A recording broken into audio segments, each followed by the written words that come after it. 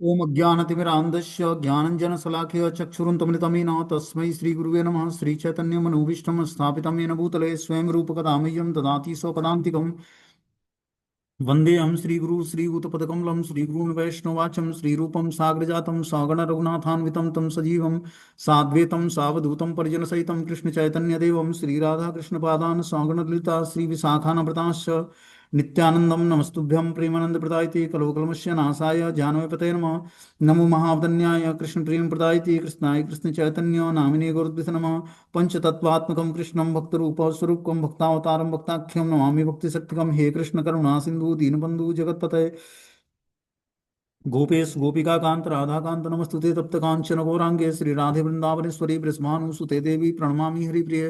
वाञ्छाकल्पतरुभ्यश्च कृपा सिन्धुभ्यो च पतितानां पावनेभ्यो वैष्णवेभ्यो नमो नमः। जय श्री कृष्ण चैतन्य प्रभु नित्यानंद श्री अद्वैत गदाधर श्रीवासादि श्री गौर भक्तवृंद। हरे कृष्णा कृष्ण कृष्णा हरे हरे, हरे राम राम राम हरे हरे। तो इसमें आज हम लोग को श्रीमद् भगवद गीता अध्याय 6 ध्यान योग और श्लोक संख्या 31 नंबर पढ़ना है।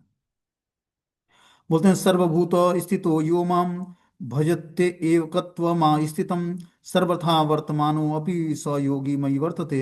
जो योगी मुझ तथा परमात्मा को अभिन्न जानते हुए परमात्मा की भक्ति पूर्वक सेवा करता है वह हर प्रकार से मुझ में सदैव स्थिर रहता है। क्या बता रहे हैं कि जो योगी मुझ तथा परमात्मा को अभिन्न जानते हुए, मतलब भगवान और परमात्मा में जो व्यक्ति अंतर नहीं करता और परमात्मा की भक्ति पूर्वक सेवा करता है वो हर प्रकार से भगवान में ही सदैव स्थिर रहता है। तो योगी परमात्मा का ध्यान करता है और भक्त लोग भगवान का ध्यान करते हैं। तो बता रहे हैं कि जो परमात्मा को अभिन्न जानते हुए परमात्मा की भक्ति पूर्वक सेवा करता है कि परमात्मा और भगवान में कोई अंतर नहीं है। जो योगी ऐसा समझकर परमात्मा की भक्ति पूर्वक सेवा करता है वो हर प्रकार से भगवान में ही सदैव स्थिर रहता है, परमात्मा में ही सदैव स्थिर रहता है। जो योगी परमात्मा का ध्यान करता है वो अपने अंतःकरण में चतुर्भुज विष्णु का दर्शन कृष्ण के पूर्ण रूप शंख चक्र गदा और कमल पुष्प धारण किए हुए करता है। योगी को यह जानना चाहिए कि विष्णु कृष्ण से भिन्न नहीं है, परमात्मा रूप में कृष्ण जन जन के हृदय में स्थिर हैं। तो भगवान कृष्ण अपना चतुर्भुज रूप में विस्तार करके हर जीवात्मा के हृदय में वास करते हैं। योगी को यह जानना चाहिए कि विष्णु कृष्ण से भिन्न नहीं है, परमात्मा रूप में कृष्ण जन जन के हृदय में स्थिर होते हैं। यही नहीं, असंख्य जीवों के हृदय में स्थिर असंख्य परमात्माओं में कोई अंतर नहीं होता है। न ही कृष्ण की दिव्य प्रेमा भक्ति के में निम्नतर व्यस्त व्यक्ति तथा परमात्मा के ध्यान में निरत पूर्ण योगी के बीच में कोई अंतर होता है। कि जो एक व्यक्ति कृष्ण की दिव्य प्रेमा भक्ति में लगा है निरंतर और दूसरा है परमात्मा के ध्यान में निरंतर लगा है, उस दोनों में पूर्ण योगियों के बीच में कोई अंतर नहीं होता है। दोनों समान स्तर पर भगवान की सेवा कर रहे होते हैं। कृष्ण भवनामृत में योगी सदैव कृष्ण में स्थिर होता है, भले ही भौतिक जगत में विभिन्न कार्यों में व्यस्त क्यों न हो। तो जो योगी कृष्ण भवनामृत का अनुशीलन करता है, भक्ति योगी, भले ही भौतिक जगत में वो विभिन्न कार्यों में व्यस्त नजर आए लेकिन फिर भी वो पूर्ण रूपेण कृष्ण में स्थिर होता है। योगाभ्यास में समाधि की सर्वोच्च अवस्था कृष्ण भावनामृत है। केवल इस ज्ञान से ही कृष्ण प्रत्येक जन के हृदय में परमात्मा रूप में उपस्थित होते हैं। योगी निर्दोष हो जाता है। योगी निर्दोष हो जाता है। वेदों से भगवान की सचिंत शक्ति की पुष्टि इस प्रकार हुई कि एको अपि सन्न बहुधा यो अवता भाति। यद्यपि भगवान एक हैं किंतु वह जितने सारे हृदय हैं उनमें उपस्थित रहते हैं। इसी प्रकार स्मृति शास्त्र का कथन है कि एक एव परो विष्णु सर्वव्यापी न संशयम् ऐश्वर्याद रूपमेकं च सूर्यवत बहुधेयते। विष्णु एक हैं फिर भी वे सर्वव्यापी हैं। एक रूप होते हुए भी अपने अचिंत शक्ति से सर्वत्र उपस्थित रहते हैं, जिस प्रकार सूर्य एक ही समय अनेक स्थानों में दिखता है। तो यहाँ पर बता रहे हैं कि योगाभ्यास की सर्वोच्च अवस्था क्या है? कृष्ण भावना में भावित हो जाना। यही योग की सर्वोच्च अवस्था है। केवल इस ज्ञान से ही कृष्ण प्रत्येक जन के हृदय में परमात्मा रूप में उपस्थित हैं। योगी निर्दोष हो जाता है कि जो योगी परमात्मा को हर जीवात्माओं के हृदय में उपस्थिति देखता है वह योगी अपने समस्त पापों से निर्दोष हो जाता है, मतलब समस्त दोषों से छूट जाता है। वेदों में भगवान के इस अचिंत शक्ति की पुष्टि की गई है कि एको अप्य संदु बहुधा यो अभवाति। यद्यपि भगवान एक ही हैं किंतु वह जितने सारे हृदय हैं उसमें उपस्थित होते हैं। परमात्मा रूप में भगवान हर एक जीवात्मा के हृदय में वास करते हैं। इसी प्रकार स्मृति शास्त्र में भी बताया कि विष्णु एक ही हैं, फिर भी वो सर्वव्यापी हैं। एक रूप होते हुए भी वो अपने अचिंत्य शक्तियों से सर्वत्र उपस्थित रहते हैं। जिस प्रकार सूर्य एक ही समय अनेक स्थानों पर दिखता है, जिस तरह सूर्य एक ही है लेकिन हर स्थानों पर सूर्य नजर आता है, उसी तरह परमात्मा एक ही है लेकिन हर जीवात्मा के हृदय में भगवान परमात्मा रूप में वास करते हैं। और योगी उसी परमात्मा का ध्यान करता है। भक्त लोग भगवान की सेवा करते हैं और योगी भगवान परमात्मा का दर्शन करता है, अष्टांग योग का पालन करके। देखो, हमने बताया परम सत्य का रियलाइजेशन जीवात्मा को जो है, परम सत्य मतलब कृष्ण का रियलाइजेशन आदमी अपने साधना के स्टैंडर्ड के हिसाब से रियलाइज करता है। जो व्यक्ति परम सत्य को निराकार मानता है वो भगवान का रियलाइजेशन जो है ब्रह्म के रूप में करता है, परम सत्य का रियलाइजेशन ब्रह्म के रूप में करता है। और जो दूसरा है परमात्मा, जब व्यक्ति ध्यान योग का पालन करता है तो वो परमात्मा को अपने हृदय में रियलाइज कर पाता है, अनुभूति कर पाता है कि हर हृदय में भगवान परमात्मा रूप में निवास करते हैं। और जब वही जीवात्मा भगवान की प्रेम पूर्वक सेवा करता है तो भगवान के रूप में उसको रियलाइज कर पाता है कि कृष्ण एक भगवान है, कृष्ण भगवान है, परम सत्य एक भगवान के रूप में है, मतलब भगवान है, कृष्ण है। योगी उसी परम सत्य को परमात्मा रूप में देखता है कि हर हृदय में भगवान निवास करते हैं और परमात्मा रूप में निवास करते हैं, शंख चक्र गदा पद्म धारण करके हर एक जीवात्मा के हृदय में वास करते हैं परमात्मा रूप में। जो ब्रह्म का ध्यान करता है, ब्रह्म को रियलाइज करता है, उसको लगता है कि भगवान निराकार हैं और एक ब्रह्म ज्योति की तरह है। जो भगवान के शरीर से निकला हुआ तेज होता है, उसी में वो ब्रह्म का दर्शन कर पाता है, अनुभूति कर पाता है कि परम सत्य तो एक ज्योति की तरह है जिनका कोई आकार नहीं है।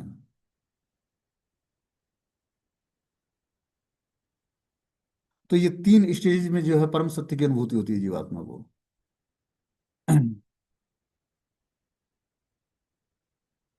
आगे बता रहे हैं 32वें श्लोक में, आत्मनोपयेन सर्वत्र समः पश्यति सो यो अर्जुन सुखम वा यदि वा दुखम स योगी परमो मतः। हे अर्जुन, वह पूर्ण योगी है जो अपनी तुलना से समस्त प्राणियों की उनके सुखों और दुखों में वास्तविक समानता का दर्शन करता है। क्या बता रहे हैं कि हे अर्जुन, वह पूर्ण योगी है जो अपनी तुलना से समस्त प्राणियों के अंदर उनके सुखों और दुखों के में वास्तविक समानता का दर्शन कर पाता है। हे अर्जुन, वह पूर्ण योगी जो अपनी तुलना से समस्त प्राणियों की उनके सुखों और दुखों में वास्तविक समानता का दर्शन करता है। तो जब व्यक्ति पूर्ण योगी बन जाएगा तब वो किसी भी जीवात्मा के सुख और दुखों में उसकी वास्तविक समानता का दर्शन कैसे कर पाएगा? कि वास्तविक समानता मतलब हर जीवात्मा के अंदर भगवान को वो का प्रेजेंस देख पाता है, चाहे व्यक्ति सुखी है या दुखी, लेकिन उसके हृदय में बैठे परमात्मा का वो दर्शन कर पाता है, जब वो पूर्ण योगी बन जाता है। कृष्ण भावनाभाविक व्यक्ति ही पूर्ण योगी होता है। वो अपने व्यक्तिगत अनुभव से प्रत्येक प्राणी के सुख और दुख से अवगत होता है। जीव के दुख का कारण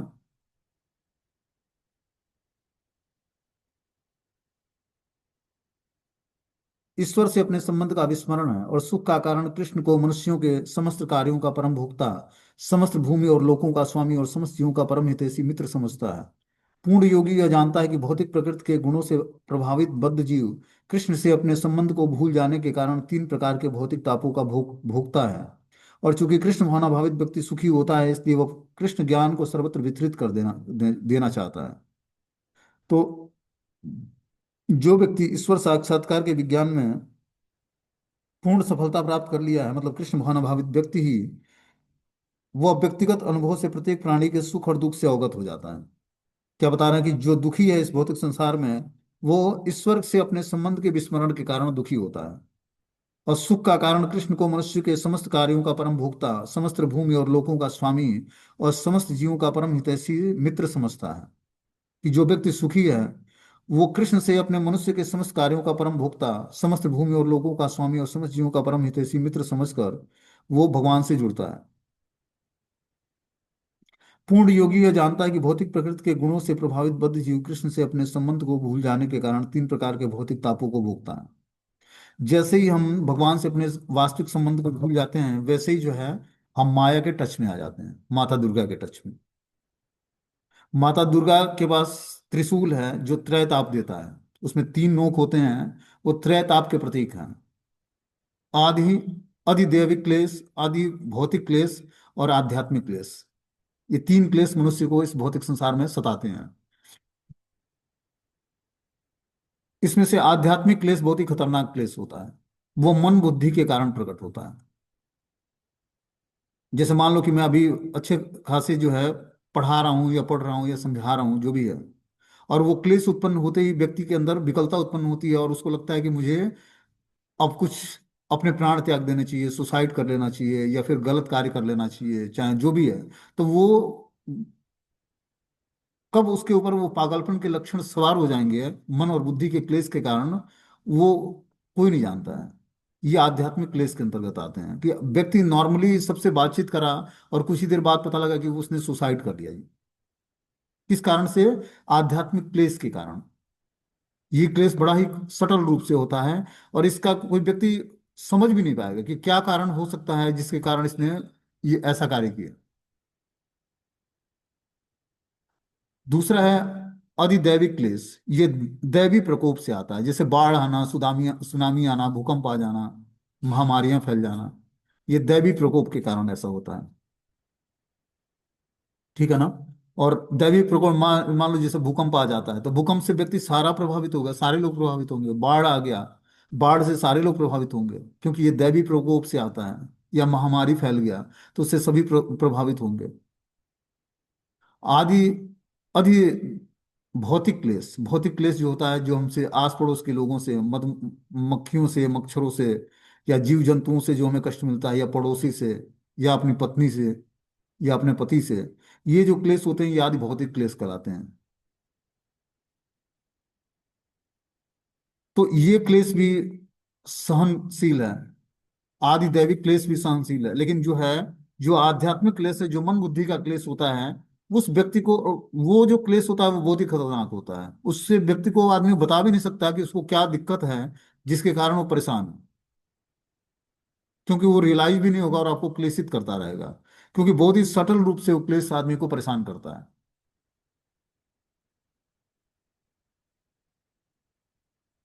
और ये किस कारण से होता है? जब हम ईश्वर से अपने विस्मरण के कारण ये क्लेश हमें सताने लगते हैं।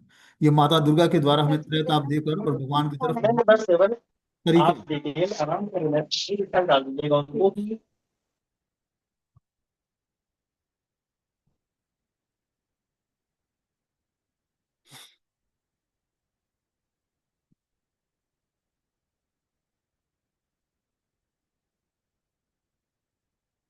चूंकि कृष्ण भावनाभावित व्यक्ति सुखी होता है, इसलिए वो कृष्ण ज्ञान को सर्वत्र वितरित कर देना चाहता है। जब व्यक्ति को कुछ आनंद के स्रोत मिल जाता है तो वो चाहता है कि मैं आनंदित हो तो उस स्रोत को सभी लोगों को दूं जिससे सारे लोग आनंदित हो जाएं। तो ये आनंद का स्रोत मात्र कृष्ण ही है। कृष्ण भावनाभावित व्यक्ति ही सर्वत्र ही इस ज्ञान को वितरित करना चाहता है जिससे सभी लोग सुखी हो सकें। क्योंकि कृष्ण भावनाभावित व्यक्ति सुखी होता है, इसलिए वो कृष्ण ज्ञान को सर्वत्र वितरित कर देना चाहता है। क्योंकि पूर्ण योगी कृष्ण भावनाभावित बनने के महत्व को घोषित करता चलता है, अतः वह विश्व का सर्वश्रेष्ठ उपकारी और भगवान का प्रियतम सेवक होता है। भगवत भक्त सदैव जीवों के कल्याण को देखता है और इस तरह वह प्रत्येक प्राणी को का सखा होता है। वह सर्वश्रेष्ठ योगी है क्योंकि वह स्वांत सुखाय सिद्धि नहीं चाहता, अपितु अन्यों के लिए भी चाहता है। वो अपने मित्रों जीवों से द्वेष नहीं करता। यही है वह अंतर जो एक भगवत भक्त और आत्मोन्नति में रुचि रखने वाले योगी में होता है। जो योगी पूर्ण रूप से ध्यान धरने के लिए एकांत स्थान में चला जाता है, वो उतना पूर्ण नहीं होता जितना कि वह भक्त जो प्रत्येक व्यक्ति को कृष्ण भावनाभावित बनाने का प्रयास करता रहता है। तो बता रहे हैं कि जो कृष्ण भावना भावित भक्त है वो सदैव जीवों के कल्याण को देखता है कि किस तरह अन्य जीवों का कल्याण होगा।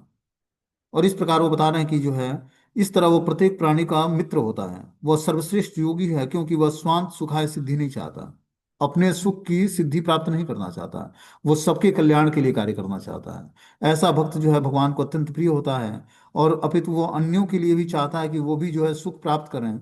वह अपने मित्र जीवों से द्वेष नहीं करता। यही वह अंतर है जो एक भगवत भक्त और आत्म उन्नति में रुचि रखने वाले योगी में होता है।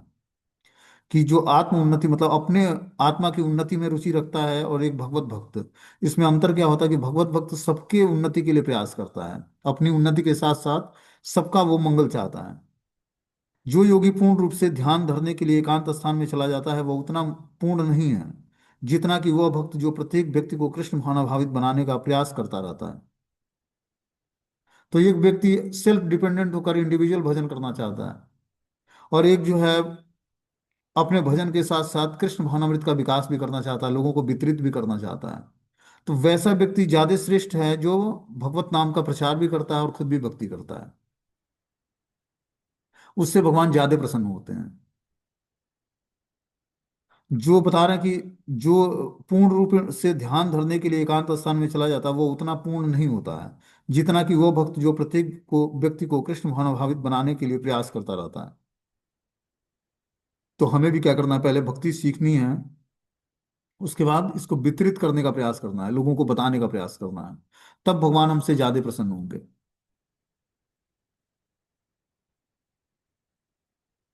अब आगे बता रहे हैं कि अर्जुन उवाच यो अयम योगस्तो त्वया प्रोक्तम साम्येन मधुसूदनम एतस्या न पश्यामि चंचलत्वा स्थिरो स्थिति स्थिराम। अर्जुन ने कहा, हे मधुसूदन, आपने जिस योग पद्धति का संक्षेप में वर्णन किया है वह मेरे लिए अव्यवहारिक और असहनीय है, क्योंकि मन चंचल तथा अस्थिर है। तो भगवान ने अभी तक जो है जिस योग पद्धति का वर्णन किया, वो अर्जुन बताना कि वो तो मेरे लिए अव्यवहारिक और असहनीय है, मेरे व्यवहार में नहीं आ पाएगा और मैं सहन नहीं कर पाऊंगा, क्योंकि मन मेरा चंचल और अस्थिर है। तो ये हम सबके लिए बता रहे हैं अर्जुन, कि हम लोगों का मन जो है चंचल और अस्थिर है। इसलिए भगवान ने ये इस ध्यान योग की जो पद्धति बताई है वो हम लोग के लिए अव्यवहारिक और असहनीय है।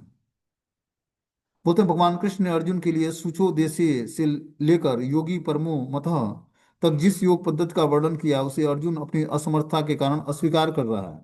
इस कलयुग में सामान्य व्यक्ति के लिए ये संभव नहीं है कि वो अपना घर छोड़कर किसी पर्वत या जंगल के एकांत स्थान में जाकर योगाभ्यास करे।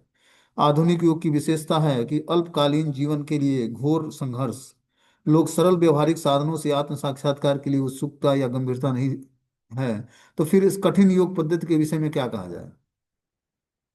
बता रहे हैं कि भगवान कृष्ण ने अर्जुन को सूचोदेश्य से लेकर योगी परमो मता तक जिस योग पद्धति का वर्णन किया उसे अर्जुन अपनी असमर्थता के कारण अस्वीकार कर रहा है, कि भगवान इसको मैं करने में समर्थ नहीं हूं। इस कलयुग में सामान्य लोगों के लिए भी यह संभव नहीं है कि वो अपना घर परिवार छोड़कर एकांत स्थल में पर्वत या जंगल में एकांत स्थान में जाकर योगाभ्यास करें। आधुनिक युग की विशेषता यह है कि अल्पकालीन जीवन के लिए घोर संघर्ष, कि व्यक्ति की आयु बहुत कम होती है और उसको जीवन जीने के लिए बहुत ही घोर संघर्ष करना पड़ता है। लोग सरल व्यवहारिक साधनों से आत्म साक्षात्कार के लिए उत्सुक या गंभीर नहीं है। तो फिर इस कठिन योग पद्धति के विषय में क्या कहा जाए। जो जीवन शैली आसन विधि, स्थान के चयन और भौतिक व्यस्तताओं से विरक्ति का नियमन करती है, व्यवहारिक व्यक्ति के रूप में अर्जुन ने सोचा कि इस योग पद्धति का पालन असंभव है। भले ही वो कई बातों में इस पद्धति पर खरा उतरता है।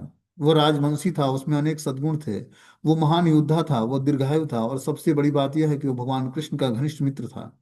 5,000 वर्ष पूर्व अर्जुन को हमसे अधिक सुविधाएं प्राप्त थी, तो भी उसने इस योग पद्धति को स्वीकार करने से मना कर दिया।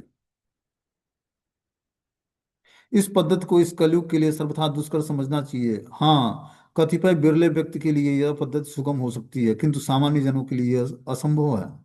यदि 5,000 वर्ष पूर्व ऐसा था तो आधुनिक समय के लिए क्या कहा जाए। जो लोग विभिन्न तथाकथित स्कूलों या समितियों के द्वारा इस योग पद्धति का अनुकरण कर रहे हैं, भले ही संतोषजनक प्रतीत हो, किंतु वे सचमुच ही अपना समय गंवा रहे हैं। वह अपने अभिष्ट लक्ष्य की प्राप्ति के प्रति सर्वथा अज्ञानी है। तो ये इस अध्याय में ध्यान योग का मेथड बताया गया है। तो ध्यान योग का पालन इस कलयुग के लिए सर्वथा दुष्कर समझना चाहिए, कि इस कलयुग में संभव नहीं है कि व्यक्ति एकांत स्थान में जाकर और जो है एकांत स्थान में जाकर इस योगाभ्यास का पालन करे, ध्यान योग का पालन करे। तो अर्जुन जो है 5,000 वर्ष पूर्व जब द्वापर युग था उस समय भगवान ने जब गीता का ज्ञान दिया था, उस समय ही अर्जुन ने इसको नकार दिया था कि ये योग पद्धति हमारे स्वीकार करने के लिए करने योग्य नहीं है। तो बता रहे हैं कि वो त्रेता युग द्वापर युग था उस समय अर्जुन ने मना कर दिया इस योग को पालन करने से। तो इस पद्धति को इस कलयुग के लिए सर्वथा दुष्कर समझना चाहिए। हाँ, कतिपय बिरला व्यक्ति ही इस पद्धति को सुगम समझ कर उसको पालन कर सकता है, ये सबके लिए संभव नहीं है।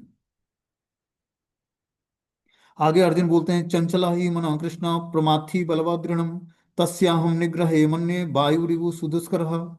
हे अर्जुन, हे कृष्ण, चूंकि मन चंचल उच्छिखल हठीला और अत्यंत बलवान है, अतः मुझे इसे वश में करना वायु को वश में करने से भी अधिक कठिन लगता है। भगवान के सामने उन्होंने शर्त रखा कि हे प्रभु, चूंकि मन बहुत ही चंचल है और इस कारण से जो है ये उत्सिखल हठीला और अत्यंत बलवान है, इसे वश में करना वायु को वश में करने से भी अधिक कठिन है। मन इतना बलवान तथा दुराग्रही है कि कभी कभी यह बुद्धि का उल्लंघन कर देता है। यद्यपि उसे बुद्धि के अधीन माना जाता है, इस व्यवहार जगत में जहाँ मनुष्य को अनेक विरोधी तत्वों से संघर्ष करना होता है, उसके लिए मन को वश में कर पाना अत्यंत कठिन है। कृत्रिम रूप से मनुष्य अपने मित्र या शत्रु दोनों के प्रति मानसिक संतुलन स्थापित कर सकता है, किंतु अंतिम रूप से कोई भी सांसारिक पुरुष ऐसा नहीं कर सकता, क्योंकि ऐसा कर पाना वेगवान वायु को वश में करने के लिए से भी कठिन है।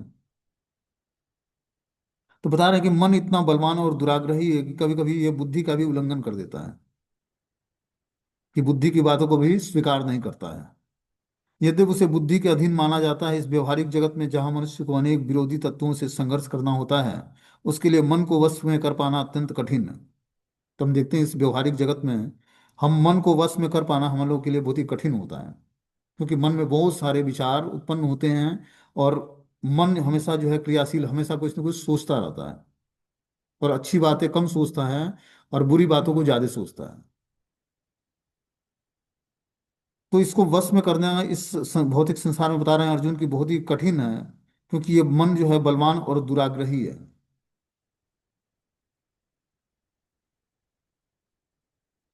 दुराग्रही मतलब हठीला, मतलब हट कर बैठता है। बता रहे हैं कि इस व्यवहारिक जगत में जहां मनुष्य को अनेक विरोधी तत्वों से संघर्ष करना होता है, उसके लिए मन को वश में कर पाना अत्यंत कठिन होता है, क्योंकि बहुत से विरोधी तत्व से हर व्यक्ति संघर्ष कर रहा होता है, बहुत सारे अनर्थों से जूझ रहा होता है। किंतु अंतिम रूप से कोई भी सांसारिक पुरुष ऐसा नहीं कर पाता, क्योंकि ऐसा कर पाना वेगवान वायु को वश में करने से भी कठिन है। मतलब बता रहे हैं कि मन को वश में करना और भी कठिन है, जबकि वायु को वश में किया जा सकता है, लेकिन मन को वश में करना तो उससे भी ज्यादा कठिन है। आगे बता रहे हैं कि जो है सांसारिक व्यक्ति के लिए कभी भी यह व्यवहारिक नहीं होता, तो फिर आधुनिक मनुष्य के संबंध में क्या कहा जाए। यहाँ पर प्रयुक्त उपमा अत्यंत उपयुक्त है। झंझावात को रोक पाना कठिन होता है और उच्छृंखल मन को रोक पाना तो और भी कठिन है। मन को वश में रखने का सरलतम उपाय है, जिसे भगवान चैतन्य महाप्रभु ने सुझाया है, कि समस्त दैन्यता के साथ मोक्ष के लिए हरे कृष्ण महामंत्र का कीर्तन किया जाए। विधि यह है कि सवे मनः कृष्ण पदार बिंदु, मनुष्य को चाहिए कि वो अपने मन को पूर्णतया कृष्ण में लगाए, तभी मन को विचलित करने के लिए, अन्यथा व्यस्तता शेष नहीं रह जाएगी। कि जब व्यक्ति मन को बस में करना चाहता है तो उसको क्या करना पड़ेगा, मन को कृष्ण में लगाना पड़ेगा, तभी उसका मन जो है बस में आ पाएगा। मन को पूर्णतया कृष्ण में लगाए, तभी मन को विचलित करने के लिए अन्य व्यस्तताएं शेष नहीं रह जाएंगी। जब मन को सब्जेक्ट देगा, कृष्ण से जोड़ना चाहेगा, तब जो है उसको मन को अन्य तरफ से व्यस्त रखने की आवश्यकता नहीं होगी। श्री भगवान उवाच, अब भगवान क्या बोलते हैं इस अर्जुन के जवाब के लिए, अर्जुन के क्वेश्चन के लिए, कि हे कृष्ण, आपने जिस योग पद्धति का संक्षेप में वर्णन किया वो मेरे लिए अव्यवहारिक और असहनीय है, क्योंकि मन बहुत चंचल है। हे कृष्ण, चूंकि मन चंचल उच्छिकल हठीला और अत्यंत बलवान है, अतः मुझे इसे वश में करना वायु को वश में करने से भी अधिक कठिन लगता है।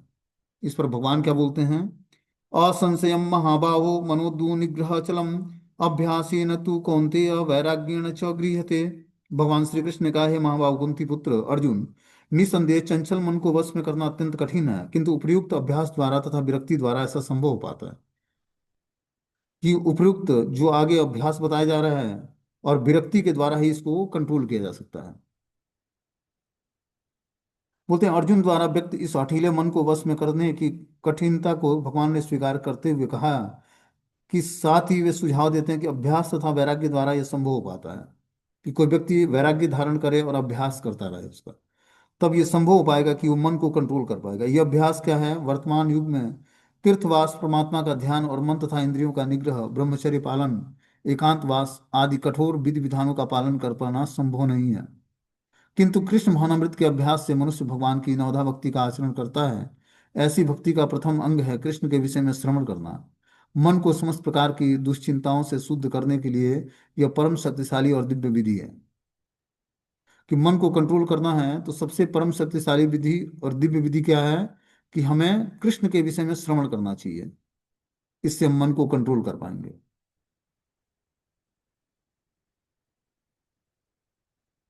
बोलते हैं कृष्ण के विषय में जितना ही अधिक श्रवण किया जाता है उतना ही मनुष्य उन वस्तुओं के प्रति अनासक्त होता जाता है जो मन को कृष्ण से दूर ले जाने वाले हैं।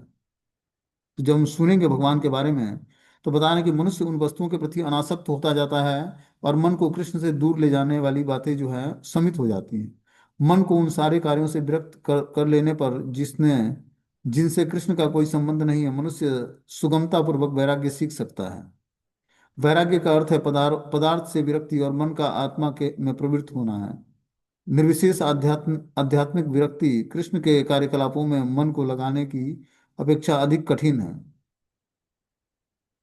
भूख लगने पर मनुष्य जितना अधिक खाता जाता है उतना ही अधिक तुष्टि और शक्ति उसे मिलती है। इसी प्रकार भक्ति संपन्न करने से दिव्य तुष्टि की अनुभूति होती है क्योंकि मन भौतिक वस्तुओं से विरक्त हो जाता है। हमने बताया जब भूख लगे तो भोजन खाने से क्या होता है? तुष्टि पुष्टि और क्षुधा निवृत्ति होती है। उसको सेटिस्फेक्शन मिलता है, पौष्टिकता मिलती है और पेट भर जाता है। उसी तरह जब व्यक्ति जिस तरह भूख लगने पर मनुष्य खाना खाते ही तुष्ट हो जाता है और शक्ति मिलती है उसको, उसी प्रकार भक्ति संपन्न करने पर दिव्य तुष्टि की अनुभूति होती है। वो सेटिस्फाई हो जाता है भक्ति करके, क्योंकि मन भौतिक वस्तुओं से विरक्त हो जाता है। जैसे व्यक्ति भक्ति करेगा, अच्छे तरीके से नाम जप करेगा, कथाओं को सुनेगा, वैसे ही वो भौतिक विषयों से विरक्त हो जाएगा और उसको दिव्य सेटिस्फेक्शन मिलेगा, दिव्य तुष्टि की अनुभूति होगी। क्योंकि मन भौतिक वस्तुओं के से विरक्त हो जाता है। जब व्यक्ति प्रयास करता है भक्ति करने का, तब वो धीरे धीरे भौतिक वस्तुओं से विरक्त हो जाता है और उसको दिव्य तुष्टि की अनुभूति होती है। क्योंकि मन भौतिक वस्तुओं से विरक्त हो जाता है। यह कुछ कुछ वैसा ही है जैसे कुशल उपचारक तथा सुपथ द्वारा रोग का इलाज, अतः भगवान कृष्ण ने कार्यकलापों का श्रवण उन्मत्त मन को कुशल उपचार बताया है और कृष्ण को अर्पित भोजन ग्रहण करना रोगी के लिए उपयुक्त पथ है। यह उपचार ही कृष्ण भावनामृत की विधि है। तो यहाँ पर बता रहे हैं कि भगवान कृष्ण के कार्यकलापों का श्रवण उन्मत्त मन का कुशल उपचार है। जो उन्मत्त मन है वो जो कृष्ण कथा का श्रवण करता रहेगा और कृष्ण को अर्पित भोजन ग्रहण करेगा तो वो अपने इस सारे रोगों से धीरे धीरे जो है मुक्त हो जाएगा। और इस प्रकार उपचार ही कृष्ण भावनामृत की विधि है। तो मन को कंट्रोल करना है तो क्या करना पड़ेगा? भगवान कृष्ण के कार्यकलापों का श्रवण उन्मत्त मन का कुशल उपचार है। कि जिसका मन उन्मत्त है, जो कहना नहीं मानता किसी का, उसके लिए ये उपचार है कि वो कृष्ण कथा का श्रवण करे और कृष्ण को अर्पित भोजन ग्रहण करे जो भगवान को भोग लगा है। यह उपचार ही कृष्ण भावनामृत की विधि है।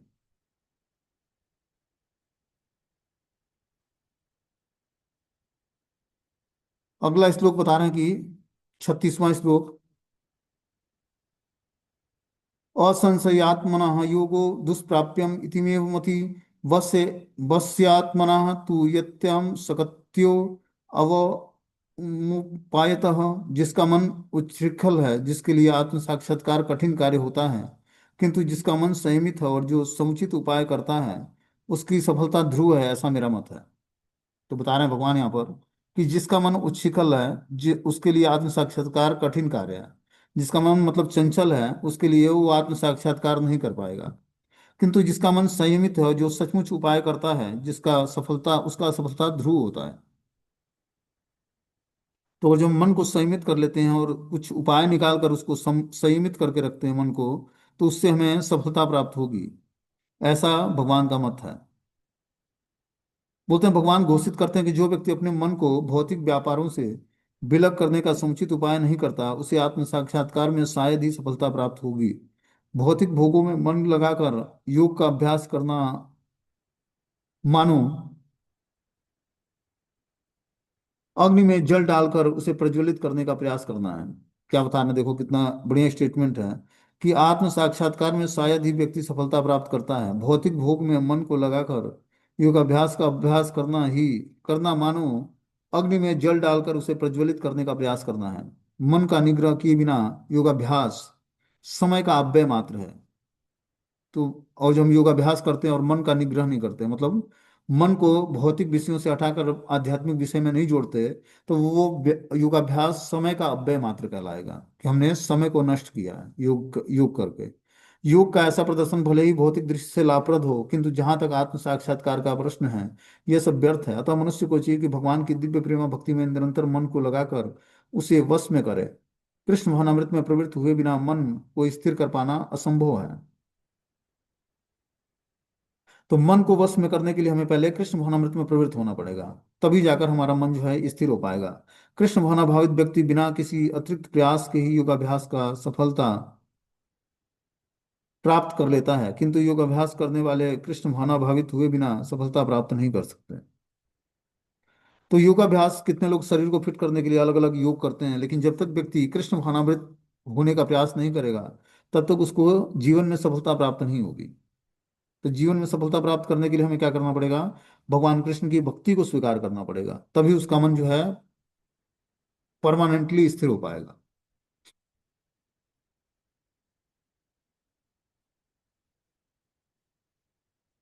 ठीक है, हरे कृष्णा।